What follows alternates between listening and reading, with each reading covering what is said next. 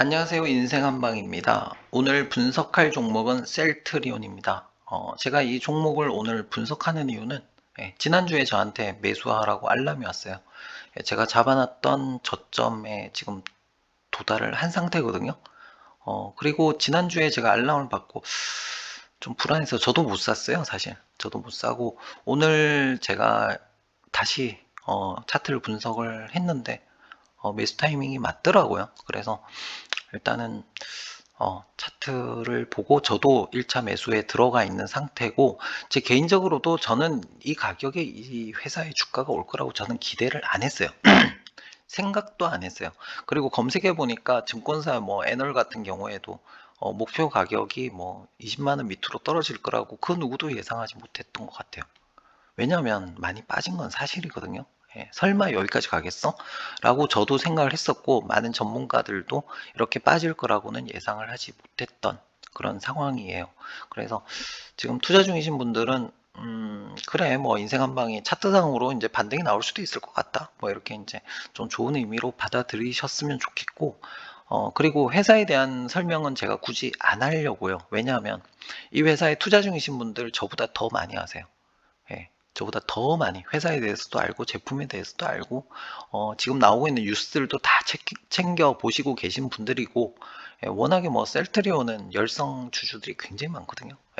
그렇기 때문에 회사에 대한 얘기는 안 하는 게 맞는 것 같다라는 생각을 했고, 저는 뭐 차트 위주로만 얘기를 좀 하고, 앞으로 어떻게 전략을 짜야 할지 어, 그런데 좀 도움을 드리고자 해서 올립니다.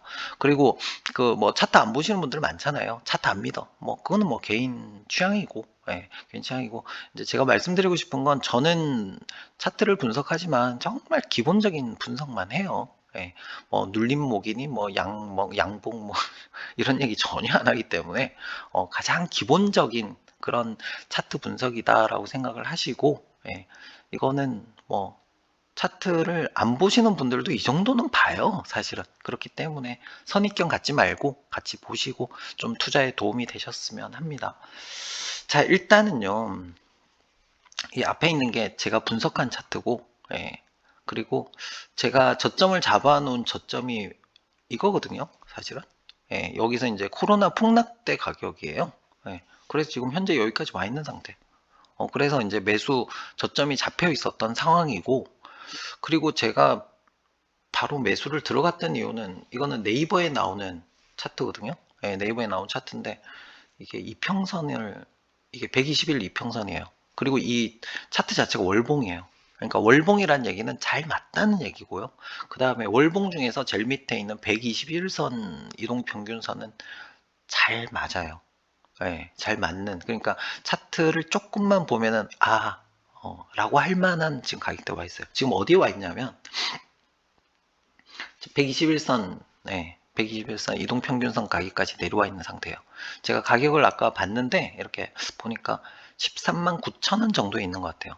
13만 9천 원. 그러니까 단기적으로 얘가 더 빠지면 13만 9천 원 전후 정도까지 빠질 수 있고, 만약에 빠지지 않고 이 가격을 유지한다면 이평선이 올라와요. 그러니까 가격이 안 내려가고 유지하면 이평선이 조금씩 올라오면서 이제 이평선 마지막이 되면서 이렇게 치고 올라가는 거거든요. 예. 그렇기 때문에 차트를 조금만 본다 그러면 이제 매수할 타이밍이 왔구나라고 생각할 가능성이 상당히 높아요. 그래서 제가 매수 타이밍인가? 그리고 이걸 보면서 제가 오늘 1차 매수 바로 들어간 거예요. 분석 끝나기 전에. 여기까지 딱 보고 이거 사야 되나? 그렇게 해서 1차 매수를 들어가 있는 상태고, 그리고 이제 지금 현재 상황에서 14만 2천 원이에요. 14만 2천 원이고, 아까 좀 전에 말씀드린 것처럼 조금 출렁일 수는 있을 것 같아요. 밑으로. 조금 출렁일 수는 있을 것 같고, 제가 세 가지 시나리오를 말씀드릴 테니까 이 세 가지 시나리오를 기억하셨다가 본인에게 맞는 전략을 세우시면 될 것 같아요. 지금 제가 생각하는 첫 번째 시나리오는 뭐냐면, 어떻게 보면 가장 유력한, 그러니까 지금 반등이 나올 가능성이 좀 높아 보이긴 하거든요. 그래서 가장 유력한 시나리오 중에 하나가 뭐냐면, 여기서 조금 출렁이다가 이렇게 다시 반등이 나오는, 그리고 그 다음 중요한 가격이 20만 원이에요. 그러니까 20만 원을 뚫고 올라가면 다시 노란색 박스권 안으로 들어가요. 이 노란색 박스권이 굉장히 중요한 박스권이라고 생각하셔야 되거든요.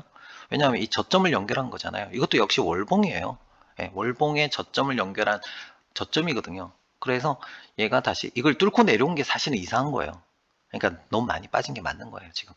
예, 그리고 다시 이 노란색 박스권 20만원을 넘어서 노란색 박스권 안으로 들어가서 요렇게 이제 상승하는, 이게 첫 번째 시나리오예요. 지금 투자 중이신 분들이 가장 원하는 시나리오겠죠. 예, 원하는 시나리오고, 그 예전처럼 이렇게 강하게 상승, 하락, 뭐 이거는 아닐 가능성이 높아요. 제가 보기에 이렇게 강하게 한 번에 올라가고 막 이런 건 아니고 조금 장기적으로 보셔야 되지 않을까, 그런 생각이 좀 드는, 이게 첫 번째 1번 시나리오. 예, 그래서 여기서 반등 나와서 20만원 뚫고 노란색 박스권 안으로 다시 진입해서 이 안에서 이동해서 원하시는 32만원 고점까지 가는 요런 시나리오가 1번 시나리오.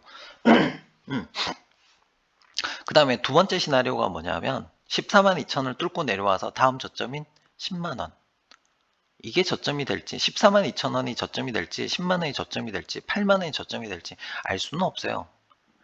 근데 제가 처음에 그런 얘기 드렸잖아요. 아, 이거 지금 저점인 것 같다 라고 말씀을 드렸잖아요. 그러면 차트상으로는 지금 반등이 나올 가능성이 뭐 90%라고 치자고요. 예, 굉장히 강하다고 제가 말씀을 드렸으니까. 근데 문제는 뭐냐면 이 10%가 남아있잖아요. 그래서 이제 분석하시는 분들이 이런 얘기 하잖아요. 이게 무조건 반등이다. 이런 거 없어요, 세상에. 그런 거는 일어나지 않아요. 그러니까 이 떨어질 확률 10%도 같이 생각하시면서 투자를 하셔야 된다는 얘기야.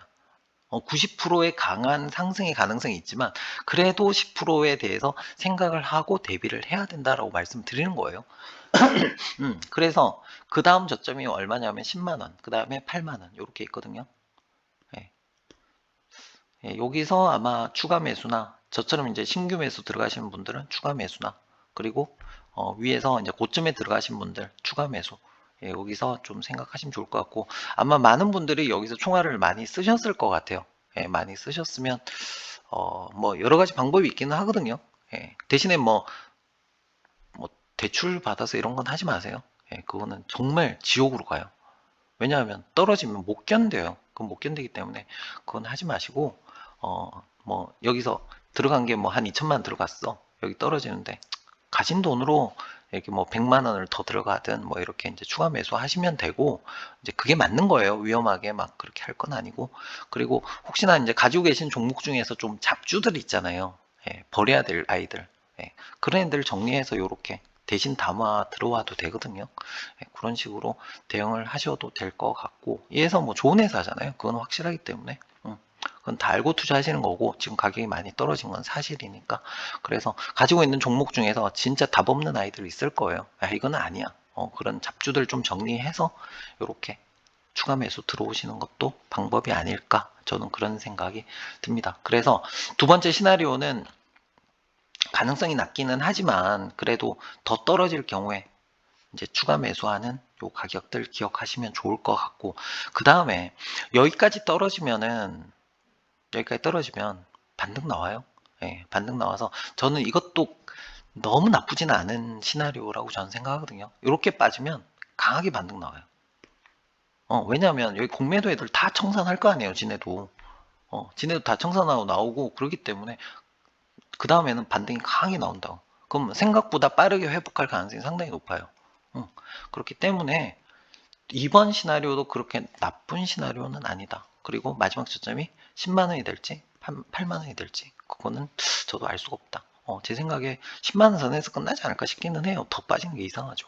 예. 그렇지만 여기까지 두 개 다 기억하시면 좋을 것 같다 라는 거고, 세 번째 시나리오가 가장 월스트예요. 죄송합니다. 가장 나쁜 시나리오예요. 가장 나쁜 시나리오인데 어떤 시나리오냐면, 이게 더 빠지지도 않고 이 박스권 안에서 움직이는, 이게 제일 진짜 욕 나오는, 예, 욕 나오는 시나리오예요. 이건 어떻게 방법이 없어요. 수익을 낼 수도 없고 탈출도 할 수도 없고 그런 상황. 그래서 요게 가장 나쁜 세 번째 시나리오. 요것만 아니면 돼요. 저는 제 생각에. 요것만 아니면 지금 반등이 나오든 더 빠지고 더 강한 반등이 나오든 이 두 개는 제가 볼 때 그렇게 나쁜 것 같지는 않은데, 이 박스권에서 움직이는 게 가장 나쁜 시나리오예요. 오랫동안 계속 물려 있는 거예요. 아무것도 하지 못하고. 예, 이게 이제 가장 나쁜 세 번째 시나리오라고 저는 말씀드리고 싶네요. 자, 그래서 다시 정리하자면 차트상으로 지금 뭐 아무리 봐도 거의 저점에 온 것 같다. 일단 1번. 그래서 여기서 반등이 나오면 일단 20만원 넘어가야 되고, 그리고 노란색 박스권을 타고 올라가만 줘도 한 번에 강한 상승은 아니지만 좀 장기적으로 조금씩 회복하지 않을까? 그리고 32만원 오면 아름답게 탈출할 수 있지 않을까? 뭐 그런 생각이 듭니다.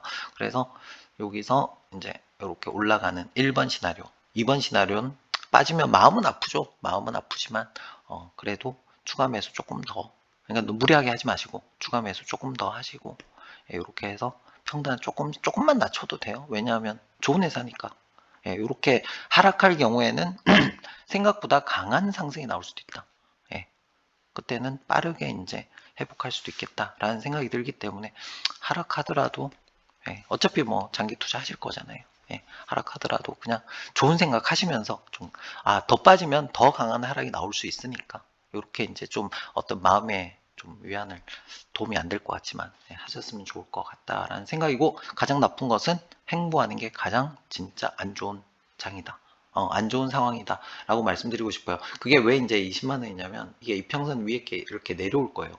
계속 움직이면, 여기서 움직이면 내려오면서 이렇게 20만 원 선까지 내려올 거예요. 그럼 이 안에서 이렇게 박스권을 형성하면 진짜 나쁜 시나리오가 돼요.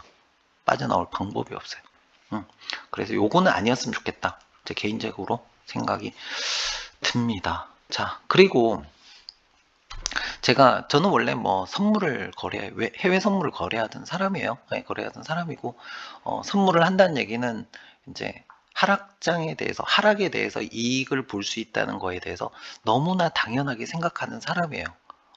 그걸 머릿속에 그게 있는 거예요, 이미. 그러니까 올라갈 때도 이익을 볼 수 있고 내려올 때도 이익을 볼 수 있다라는 게 머릿속으로 정해져 있는, 그러니까 아예 뭐 그걸 갖다가 당연하게 받아들이는 사람이거든요.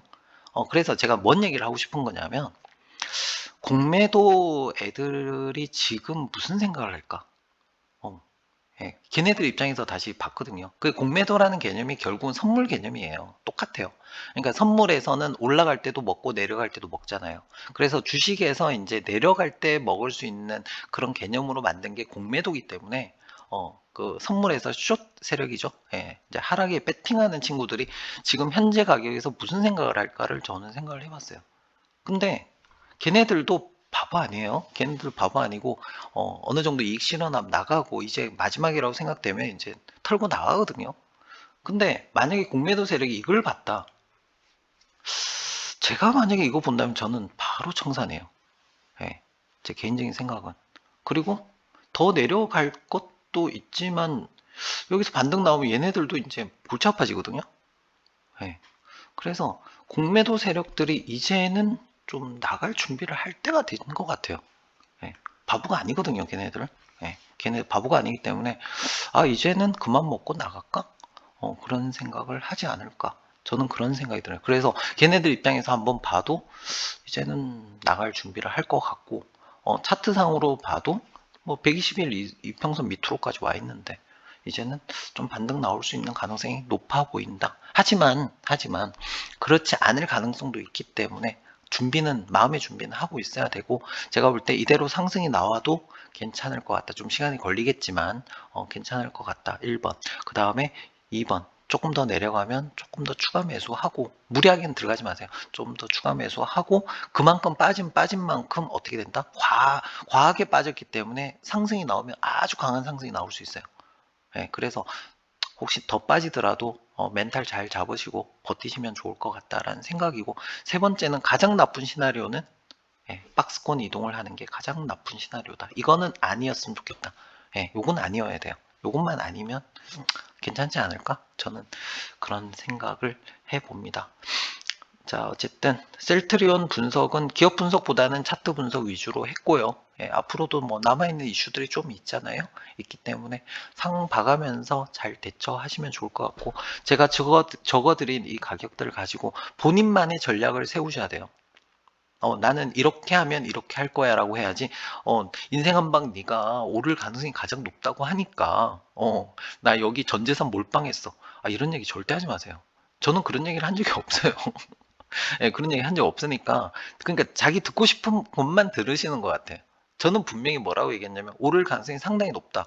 하지만 내릴 가능성에 대비해서 마음의 준비를 해야 되고 그런 전략도 같이 짜셔야 된다라고 말씀을 드렸고, 가장 나쁜 시나리오는 이게 될 거다라고 말씀을 드렸는데, 분명히 분명히 말씀드렸는데, 이제 본인이 어떤 자의적 해석을 하는 거죠. 야, 오를 가능성이 굉장히 높아?